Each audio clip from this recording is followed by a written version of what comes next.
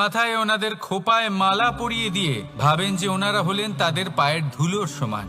একজন নারীর সম্মান ভঙ্গ করেন, তাদের দাসী মনে করেন। ভুলবেন না, যত্র নারীয়াস্ত পূজ্যন্তে রমন্তে তত্র দেবতা। অর্থাৎ যেখানে নারীকে পুজো করা হয় সেখানে ঈশ্বর বাস করেন, আর যেখানে নারীকে অপমান করা হয় সেখানে ঈশ্বর এবং ভাগ্য এই দুই রুষ্ট হয়। মনে রাখবেন, যদি নারী কল্যাণকারী হতে পারেন তাহলে নারী মহাচণ্ডী রূপও ধারণ করতে পারেন। যদি একজন নারী মাতা হয়ে জন্মদান করতে পারেন তাহলে নারী মৃত্যু হয়ে বিনাশও করতে পারেন। যেখানে নারী অপমানিত হবেন সেখানে মহান ভারতও মহাভারতের পথে অগ্রসর হতে পারে। তাই মনে রাখবেন, নারীর অপমান যেন কখনোই না ঘটে। আর যদি কোথাও নারীর অপমান হয় তার অর্থ হলো আপনার বিনাশ আপনার দিকেই আসছে, আর এটা হলো তার প্রথম পদক্ষেপের প্রথম পদধ্বনি। রাধা রাধা। বিজয়, বিজয় লাভের জন্য মানুষ কি না করে থাকে, যে কোনো সম্ভাব্য প্রচেষ্টা করে। কিন্তু নিজের বিজয় লাভের জন্য বাজিতে যা ইচ্ছে তাই রেখে দেওয়া কি উচিত কাজ? কখনোই নয়। নিজের হারানো সম্মান, নিজের হারানো সম্পত্তি, নিজের হারানো অধিকার ফিরে পাওয়ার শুধু একটাই পথ রয়েছে, আর তা হলো পুরুষার্থ, দ্যুতক্রিয়া নয়। যে মানুষ নিজেই হেরে গেছে, নিজেই নিজের জয়লাভ করার জন্য অন্য কাউকে কিভাবে বাজিতে রাখতে পারে? এ হলো সম্পূর্ণরূপে অনুচিত। অনেক সময় অনেক ধন লাভ করার জন্য, অনেক সম্পত্তি লাভ করার জন্য আমরা নিজের আসল ধন, আমাদের আপনজন, তাদেরকে হারিয়ে ফেলতেও প্রস্তুত হয়ে যাই। এটা একেবারেই উচিত নয়। যত বড়ই সংকট আসুক না কেন, আমাদের আপনজনদের আমাদের সাথেই রাখা উচিত। নিজের বিজয়ের জন্য ওনাদের বাজি রাখা ঠিক নয়। এই ভুল কেউ একজন করেছেন, আপনি তা ভুলেও করবেন না। রাধা রাধা। নারী জন্মসূত্রে কারোর কন্যা, ধর্মসূত্রে কারোর পত্নী, আর কর্মসূত্রে কারোর মা। আমাদের মনে এই ছবি আঁকা রয়েছে একজন নারীকে নিয়ে, তাই না? একটা অতুলনীয় ভূমিকা রয়েছে নারীদের আমাদের জীবনে, আর নারী ছাড়া আমরা কিছুই নই। কিন্তু অধিকার, সেখানে আমরা একটা ভুল করে বসি। যখন নারী একজন কন্যা থাকে, যখন সে জন্ম নেয়, তখন তার ওপর অধিকার থাকে তার পিতার। আর তারপর যখন বিয়ে হয়ে যায় তখন তার অস্তিত্বের উপর অধিকার থাকে তার স্বামীর। আর যখন তিনি মা হন তখন নিজেই তিনি জীবনের সমস্ত অধিকার দিয়ে দেন তার সন্তানকে। কিন্তু আমরা কি কখনো এটা ভেবেছি এই জীবন হলো তার নিজের? যে নারী সবার কল্যাণ করছেন, তার জীবনের অধিকারও তার কাছেই থাকা উচিত, তাই না? তার নিজের জীবনের সিদ্ধান্ত সে নিজেই নিতে পারেন, নিজেই নিজের ভাগ্যের রচয়িতা হতে পারেন। আর এর জন্য আমাদের নিজেদের পাল্টাতে হবে, দৃষ্টিভঙ্গি পাল্টাতে হবে। কারণ এই ধারণা সেটা আজ বা কালকের ব্যাপার নয়, এটা ঘটে চলেছে বহু বছর ধরে আর চলতেই থাকবে যদি আমরা এটা না বদলাই। আর এটা তখনই সম্ভব হবে যখন আমরা নিজেদের মধ্যে পরিবর্তন আনব। তাই আজকের পর থেকে, এই মুহূর্ত থেকে কোনো নারীর ওপর অকারণ অধিকার স্থাপনের আগে সহস্রবার ভেবে দেখবেন।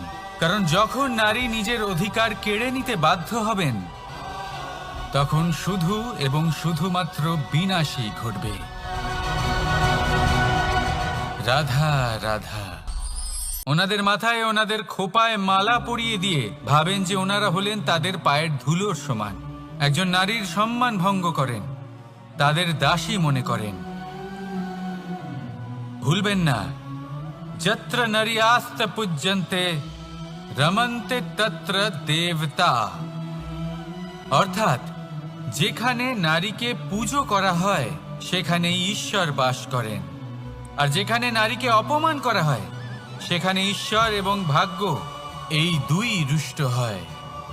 মনে রাখবেন, যদি নারী কল্যাণকারী হতে পারেন তাহলে নারী মহাচণ্ডী রূপও ধারণ করতে পারেন। যদি একজন নারী মাতা হয়ে জন্মদান করতে পারেন তাহলে নারী মৃত্যু হয়ে বিনাশও করতে পারেন।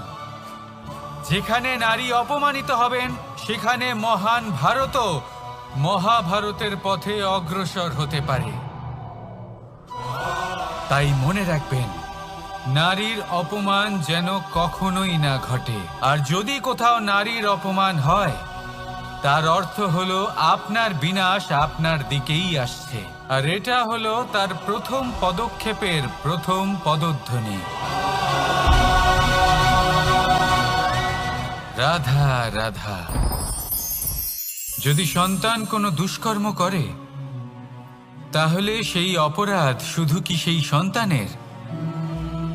না, যদি সন্তান দুষ্কর্ম করে তাহলে অপরাধী তার মাতা পিতাও, যারা পুত্রমোহর কারণে সেই অনুচিত কাজে তাকে বাধা দেননি।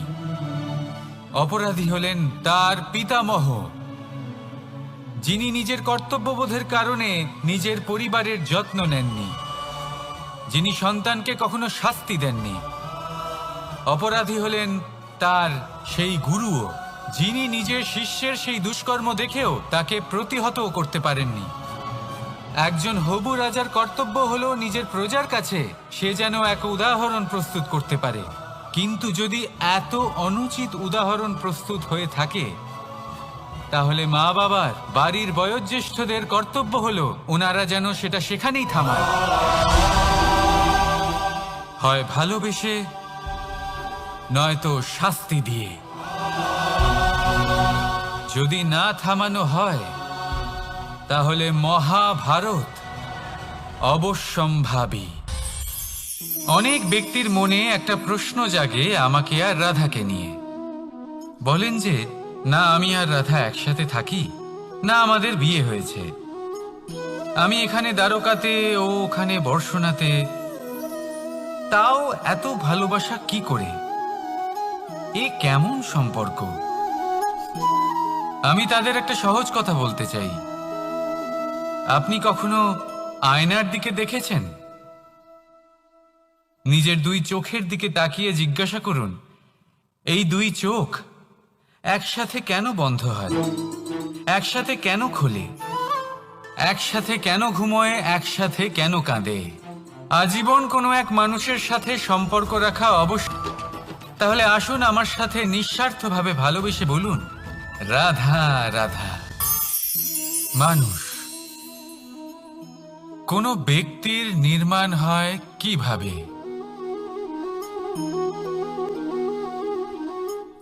কেউ বলবেন পঞ্চতত্ত্বের দ্বারা, কেউ বলবেন আত্মা, দেহ ও চেতনার দ্বারা, কেউ বলবেন ঈশ্বরের কৃপার দ্বারা, তো কেউ বলবেন এই প্রকৃতির পরীক্ষার দ্বারা। না, মানুষের নির্মাণ হয়ে থাকে বিশ্বাস দ্বারা। ব্যক্তি তখনই গড়ে ওঠেন যখন ব্যক্তিত্ব থাকে, ঠিক কিনা? আর ব্যক্তিত্ব তখনই হবে আর সেরকমই হবে যেরকম বিশ্বাস আপনি নিজের উপরে রাখবেন। যদি আপনি মনে করেন আপনি বিষের ন্যায় হবেন তাহলে আপনি বিষাক্তই হবেন। যদি আপনি এটা মনে করেন যে আপনি অমৃতের ন্যায় হবেন তাহলে আপনি অমরই হয়ে যাবেন। যদি আপনি নিজের উপরে বিশ্বাস রাখেন যে নিজের উপরে রাখবেন, তেমনই আপনি হয়ে উঠবেন। সেই জন্য নিজের উপরে বিশ্বাস রাখুন, আর হ্যাঁ, ভালোবেসে বলুন, রাধা রাধা। শত্রুতা, একজন মানুষ অন্য মানুষের সাথে শত্রুতা করে বসেন, দুজন ঘনিষ্ঠ বন্ধু।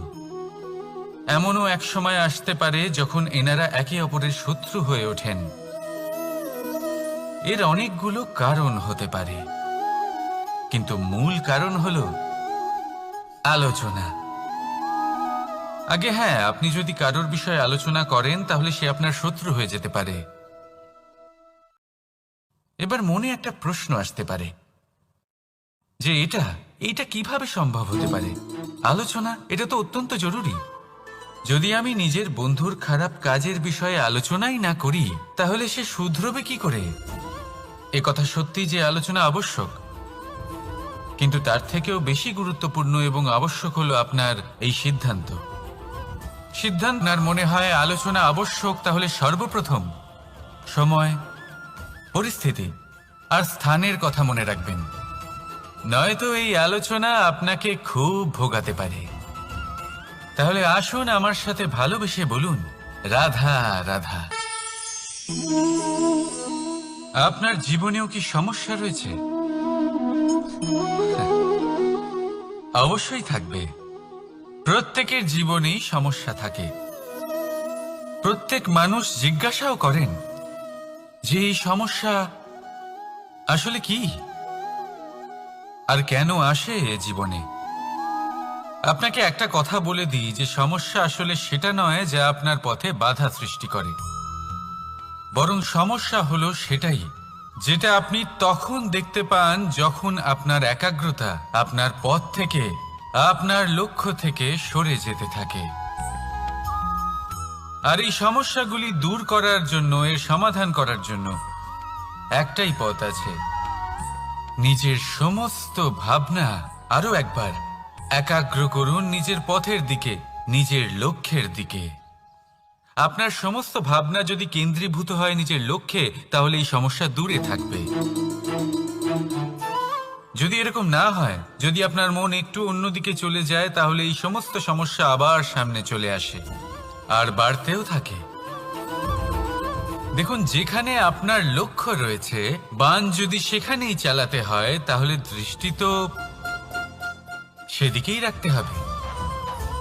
তবেই তো আপনি সেই লক্ষ্য ভেদ করতে পারবেন। সেই জন্য মনে রাখবেন, সর্বদা লক্ষ্য রাখবেন নিজের পথে, সেই পথেই সামনে এগোতে থাকুন নিজের লক্ষ্যের দিকে। আপনি যত সামনে এগোতে থাকবেন এই সমস্যা তত পিছিয়ে যাবে। তাহলে আসুন আমার সাথে ভালোবেসে বলুন, রাধা রাধা। এই পাখিরা সত্যি খুব সুন্দর, আমার খুব ভালো লাগে। আপনি নিশ্চয়ই শুনে থাকবেন যে কিছু পাখির কাছে ডানা অবশ্যই থাকে, কিন্তু উড়তে পারে না। তারা চায় উঁচু আকাশে উড়ে বেড়াতে এবং মেঘেদের সাথে কথা বলতে, করতেই পারে না। এবার এই সংসারেও পাওয়া যায় ঘুড়িও। এদের মধ্যে না জীবন আছে, না প্রাণ আছে, আর না আছে ডানা, কিন্তু এরা আকাশের সাথে কথা বলে, হাওয়ার বেগের সাথে কথা বলে, আনন্দ করে, উৎফুল্ল হয়ে ওঠে, আকাশে জীবনের কিছু মুহূর্ত কাটায়। তার কারণ কি হতে পারে? কারণ হলো সুতো। এই সুতো যদি সঠিক হাতে থাকে, তাহলে এই কাগজের তৈরি ঘুড়িও আকাশের উচ্চতায় উড়ে বেড়াতে পারে। এবার এই সুতো আসলে কি? এই সুতো হলো আসলে ভালোবাসা, এই সুতো হলো আসলে বিশ্বাসের। আর এটা আপনি দিয়ে থাকেন তাদের হাতে যাদের আপনি বিশ্বাস করেন, যাদের আপনি নিজের সর্বস্ব দিয়ে দেন। ভেবে দেখুন, এই ভালোবাসা আর বিশ্বাসের সুতো আপনি যদি সঠিক মানুষের হাতে দিয়ে দেন, তাহলে আপনি অনেক উচ্চতায় উঠতে পারবেন, আকাশের উচ্চতায় উড়ে বেড়াতে পারবেন, মেঘের সাথে কথা বলতে পারবেন, পাখিদের মতো উড়তে পারবেন, যা ইচ্ছে তাই করতে পারবেন। শুধু এই মানুষ সঠিক হতে হবে, এমন একজন মানুষ যার মনে আপনার জন্য ভালোবাসা রয়েছে, এমন এক মানুষ যার মনে কোনো স্বার্থ নেই, যিনি পরোপকারী, এমন একজন ব্যক্তি যিনি আপনার অস্তিত্বকে বাইরে নিয়ে আসতে পারবেন, তাকে উজ্জ্বল করে তুলবেন। তাহলে ভালোবাসুন, আনন্দ করতে থাকুন, আর এই আনন্দ সহকারে বলুন, রাধা রাধা। আমরা সকলে এমন ব্যক্তির সাথে থাকতে চাই যারা খুব মিষ্টি কথা বলেন, যাদের ব্যবহার আমাদের ভালো লাগে, যারা দেখতে সুন্দর হন, যাদের আমরা পছন্দ করি। আর সবসময় এমন ব্যক্তির থেকে দূরে থাকতে চেষ্টা করি যাদেরকে আমরা পছন্দ করি না, যাদের কথা আমাদের খারাপ লাগে, যাদের কথা একটু কঠোর হয়। আমরা সবসময় চেষ্টা করি এদের থেকে দূরে থাকার, ঠিক কিনা?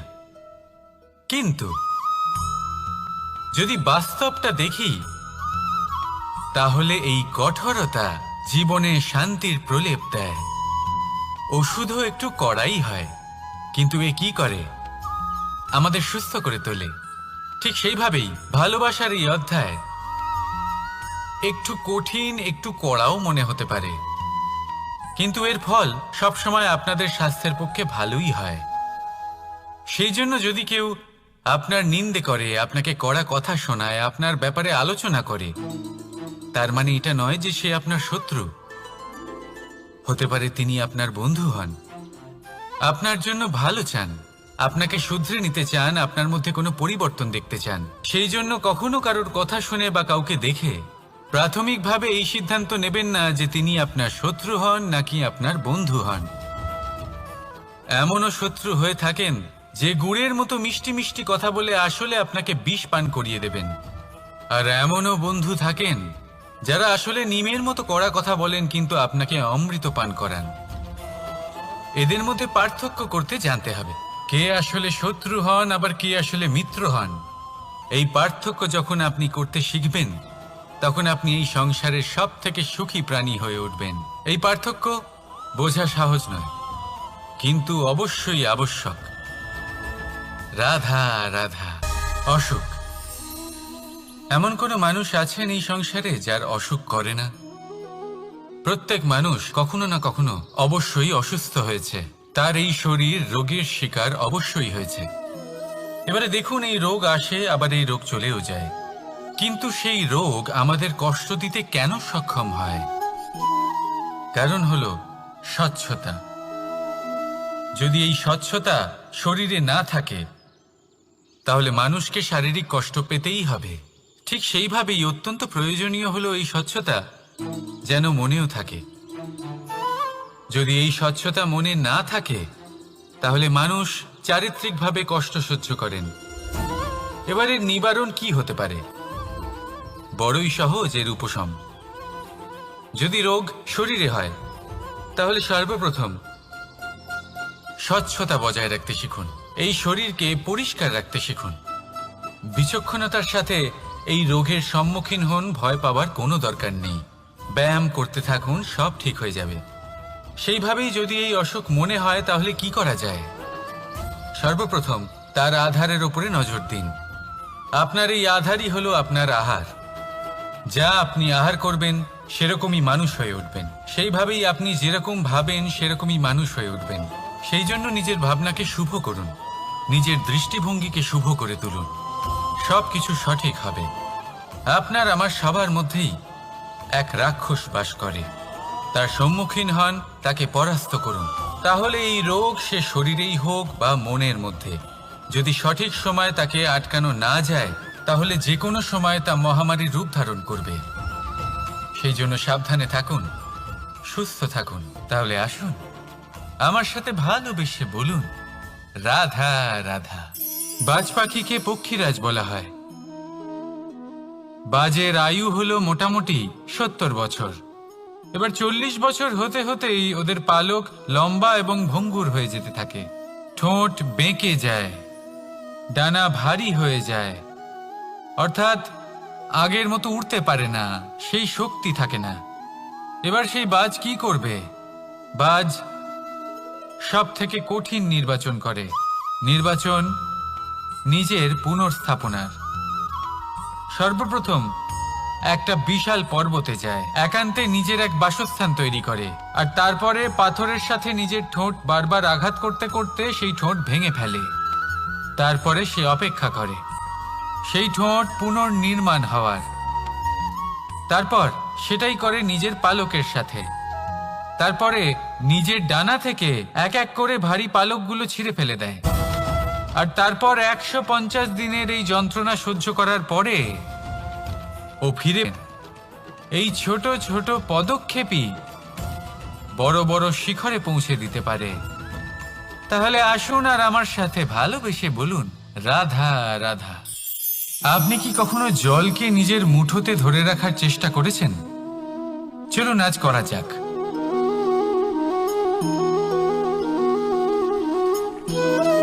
যদি আপনি নিজের মুঠো জোরে বন্ধ করেন, জল ধরে রাখতে পারবেন না। যদি আপনি তাকে এমনি বইতে দেন, তাহলে ও নিজের পথ নিজেই করে নেবে আর আপনার হাতেও থেকে যাবে। আমাদের জীবনও হলো কিছুটা এরকম, জলের মতো। নিজের পথ নিজেই করে নেয় এই জীবন। প্রত্যেক সমস্যার সমাধান নিজেই করে নেয় এই জীবন। তাই জীবনে যখন কোনো পরিস্থিতি আমাদের প্রতিকূল হয়ে থাকে, কিছুই হয়তো আমরা বুঝতে পারছি না, কিছুই যখন বসে থাকে না, তখন আমরা হতাশ হয়ে পড়ি, নিরাশ হয়ে পড়ি। আর এটাই করা উচিত নয়। শান্ত মনে দেখতে হবে যে এই জীবনে আসলে কি। সাথে ভালোবেসে বলুন, রাধা রাধা। বল, শক্তি, পরাক্রম এই সংসারের বিকাশের মূল। কিন্তু কখনো ভেবেছেন যে প্রকৃতি আমাদের এই বল, শক্তি, পরাক্রম কেন দিয়েছেন? যাতে আমরা জীবনে কারোর উদ্ধার করতে পারি, কাউকে সাহায্য করতে পারি, কারোর জন্য ভালো কিছু করতে পারি, কোনো গরিব অসহায় মানুষের জন্য কিছু করতে পারি। এই বল, এই শক্তির সদ্ব্যবহার করতে পারি। কখনো দেখেছেন এমন মানুষ যার কাছে অসীম শক্তি আছে, কিন্তু তার সাথেই অসম্ভব অহংকারও রয়েছে, যিনি নিজেকে সর্বশ্রেষ্ঠ বলে মনে করেন, খারাপ কাজও করেন। আপনি দেখবেন প্রকৃতি এবং মানুষ তাকে ভাঙতে সর্বদা চেষ্টা করেন। মনে রাখবেন, যতই সুবিশাল পর্বত হোক না কেন, তা যদি পথে পড়ে, তাকে ভেঙে পথ প্রশস্ত করা হয়। যদি আপনার কাছে বল থাকে, শক্তি থাকে, পরাক্রম থাকে, তাহলে তার সদ্ব্যবহার করুন, কাউকে সাহায্য করুন, কাউকে রক্ষা করুন। যদি আপনি আপনার শক্তির দুর্ব্যবহার করেন, তাহলে মনে রাখবেন আপনি নিজের বিনাশ নিজেই আমন্ত্রণ করছেন। এবার বল অর্জন করার পরে, শক্তি অর্জন করার পরে, আপনি নিজেকে বিনাশ করতে চান নাকি এই সংসারের উদ্ধার করতে চান? সিদ্ধান্ত আপনার। রাধা রাধা। মানুষ আর ধন, এই দুইয়ের মধ্যে সম্পর্ক খুব ঘনিষ্ঠ। ধন হলো সেই শক্তি যার ব্যবহার মানুষ করে থাকে সাংসারিক বস্তু ক্রয় করার জন্য, নিজের জীবন যাপন করার জন্য। আর মানুষ হলো সেই শক্তি যারা ধনকে গুরুত্বপূর্ণ করে তোলেন।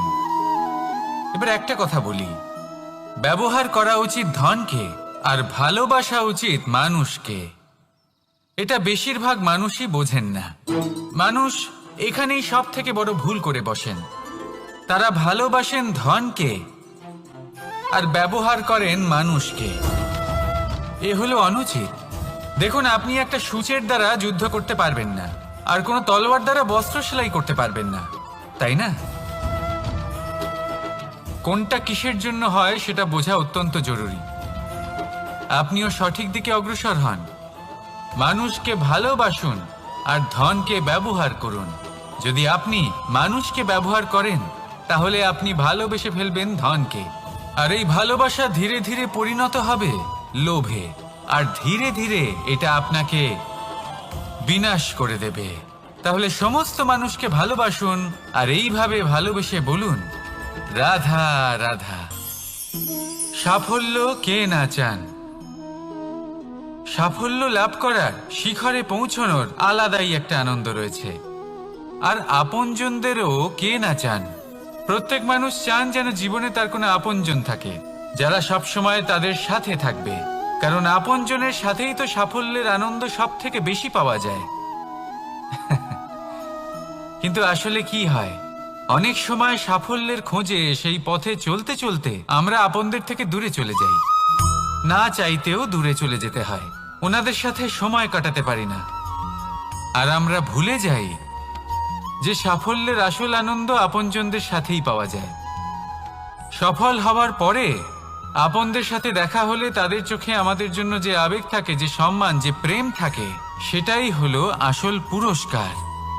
আমরা সেই কথা ভুলে যাই এবং একা হয়ে পড়ি। বেশিরভাগ সময় এটাই হয়। বেশিরভাগ সময় সফল মানুষগুলি একা হয়ে যান। এবার আপনি কি চান? আপনি অসফল হয়ে দিনগুলি একাকিত্বে কাটাতে চান, নাকি সফল হয়ে আপনজনদের সাথে আনন্দে থাকতে চান? সেই সিদ্ধান্ত আপনার। সাফল্যের পেছনে ছুটুন, নিজেকে উজাড় করে দিন, কিন্তু আপনজনদের সঙ্গ ত্যাগ করবেন না। সেই আপনজন যারা আপনার সাফল্যের জন্য দায়ী, সেই আপনজন যিনি আপনার সাফল্যে আনন্দ পান, সুখ লাভ করেন, তাদের কখনো ত্যাগ করবেন না। আসুন আমার সাথে ভালোবেসে বলুন, রাধা রাধা। ভগবান আর ভক্ত যখন এক আকার হয়ে যায়, যখন ভক্ত তার ভগবানের প্রতি এবং নিজের জীবনের উদ্দেশ্যের প্রতি সম্পূর্ণরূপে সমর্পিত হয়, তখন জন্ম নেয় ভক্তি। এই সংসারের সমস্ত আশা হয়তো আপনার সঙ্গ ত্যাগ করে দিতে পারে, তখনও ভক্তি সাথে থাকবে। ভক্ত আর ভগবান যখন এক আকার হয়ে যায়, তাদের মধ্যে কোনো পার্থক্য থাকে না। তারা এক হয়ে যায়, এক ব্যক্তিত্ব, এক অস্তিত্ব। সেই জন্য কখনো জীবনে যে কোনো রূপেই, যে কোনো প্রকারেই, যে কোনো ঈশ্বরকে মান্য করুন। মনের মধ্যে শ্রদ্ধা ভাব জাগ্রত করুন, মনে ভক্তি ভাব জাগ্রত করুন। এই সমগ্র সংসারে সব কিছু আপনাকে ছেড়ে চলে গেলেও তখনও এই ভক্তি শুধুমাত্র আপনার উত্থান ঘটাবে। তাই মনে ভক্তি জাগ্রত করুন আর আমার সাথে ভালোবেসে বলুন, রাধা রাধা। শব্দই হলো শূন্য, শব্দই হলো আরম্ভ, শব্দই হলো অন্ত, শব্দই হলো অমর, শব্দই হলো ব্রহ্ম। এই শব্দ হলো অত্যন্ত বিশেষ। কেউ কাঁদলে তাকে হাসিয়ে তোলে, কেউ হাসলে তাকে কাঁদিয়ে দেয়। কারোর মনে উদ্দীপনা জাগিয়ে তুলতে পারে, আবার কারোর মনে কাঁটা হয়ে বিঁধে থাকতে পারে। একটা অত্যন্ত গুরুত্বপূর্ণ কথা যা বোঝা অত্যন্ত আবশ্যক। আপনার মন, আপনার হৃদয়ে যতই শুদ্ধ হোক না কেন, যতই পবিত্র হোক না কেন, আপনার দৃষ্টিভঙ্গি যতই স্পষ্ট হোক না কেন, যদি আপনার কথা পবিত্র না হয়, যদি আপনার শব্দ শুদ্ধ না হয়, তাহলে তা আপনাকে আপনার কর্মফল ভোগ করতে বাধ্য করবেই। একটা সহজ উদাহরণ দিই। আপনার জীবনে এমন কেউ অবশ্যই থাকবেন যাকে আপনি পছন্দ করেন না, যিনি হয়তো অধর্মী মানুষ, যিনি হয়তো দুর্বুদ্ধি সম্পন্ন মানুষ, কিন্তু তার জন্য অপশব্দ প্রয়োগ করলে তার মধ্যে কোনো পরিবর্তন আসবে না, তার মানসিকতা বদলাবে না। প্রেমবোধ নিয়েই বলুন, রাধা রাধা। বরদান এবং অভিশাপ, এই দুই হলো একই মুদ্রার দুটি পিঠ। এই বরদান আমরা অনেক কারণে পেতে পারি। কখনো নিজের পরিশ্রমের কারণে, কখনো নিজের তপস্যার কারণে, কখনো আমাদের পূর্বপুরুষদের কর্ম ও তপস্যার কারণে। কিন্তু এই বরদান কতক্ষণ বরদান থাকবে তা আমরা নিশ্চিত করতে পারি না। তা সুনিশ্চিত করে শুধুমাত্র আমাদের কর্ম। যদি আপনাকে উদাহরণ দিই, আপনি রেশমের কীট দেখেছেন? ও বরদান পেয়েছে যে ও নিজের সুরক্ষার জন্য খোলস বানাতে পারে। এবারও তাতে এত মত্ত হয়ে যায় যে এমন এক আবরণ বানিয়ে ফেলে যাতে সে নিজের সাথে ভালোবেসে বলুন, রাধা রাধা। সুখ, দুঃখ, মৃত্যু, মহামারী, এগুলো কখনো বলে আসে না, আবার জিজ্ঞাসা করেও আসে না। এমনই হয় দ্রুত ক্রীড়ার এই খেলায়। এক কারাগারের মতো, একটা মাকড়সার জালের মতো। যেমন একটা মাকড়সার জাল একটা পোকাকে নিজের দিকে আসতে আকর্ষিত করে নিজের চমকের দ্বারা, নিজের গঠন দ্বারা, সেরকমই দ্রুত ক্রীড়ার এই খেলা মানুষকে নিজের দিকে আসতে প্ররোচিত করে। শেষে গিয়ে মানুষ আটকা পড়ে। পার্থক্য শুধু এটাই, যখন এক পোকা এই জালে জড়িয়ে পড়ে তখন সে তার প্রাণ হারায়। মানুষ যখন এই দুটো ক্রীড়ায় আকর্ষিত হয়, সে নিজের মান, নিজের ধন সব কিছু হারায়, নিজের বিবেক হারিয়ে ফেলে। কিন্তু আপনি আপনার বিবেক কখনোই হারাবেন না। যদি আপনার মনে লোভ চলে আসে, আপনি লোভী হয়ে ওঠেন।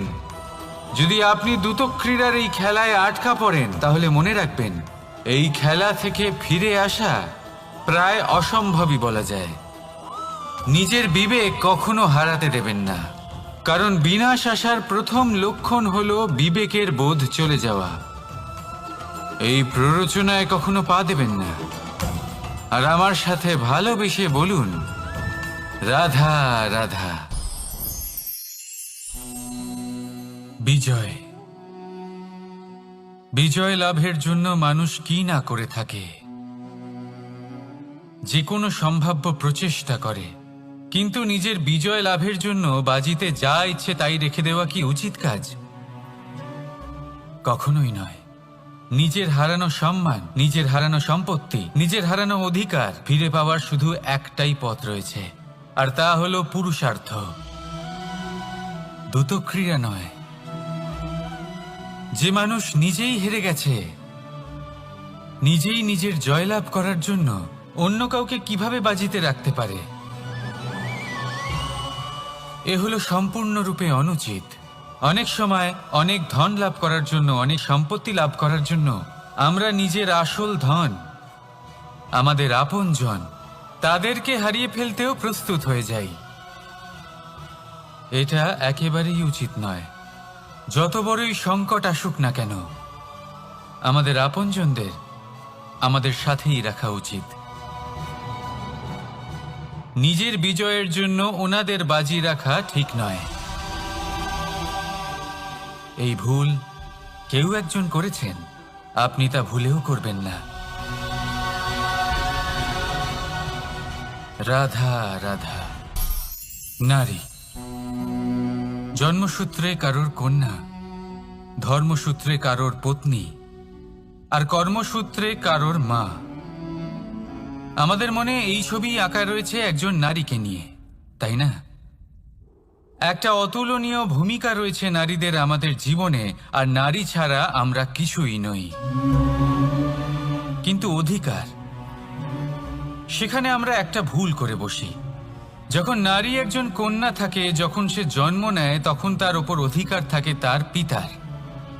আর তারপর যখন বিয়ে হয়ে যায়, তখন তার অস্তিত্বের উপর অধিকার থাকে তার স্বামীর। আর যখন তিনি মা হন, তখন নিজেই তিনি জীবনের সমস্ত অধিকার দিয়ে দেন তার সন্তানকে।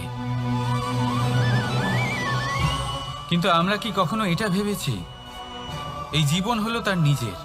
যে নারী সবার কল্যাণ করছেন, তার জীবনের অধিকারও তার কাছেই থাকা উচিত, তাই না? তার নিজের জীবনের সিদ্ধান্ত সে নিজেই নিতে পারেন, নিজেই নিজের ভাগ্যের রচয়িতা হতে পারেন। আর এর জন্য আমাদের নিজেদের পাল্টাতে হবে, দৃষ্টিভঙ্গি পাল্টাতে হবে।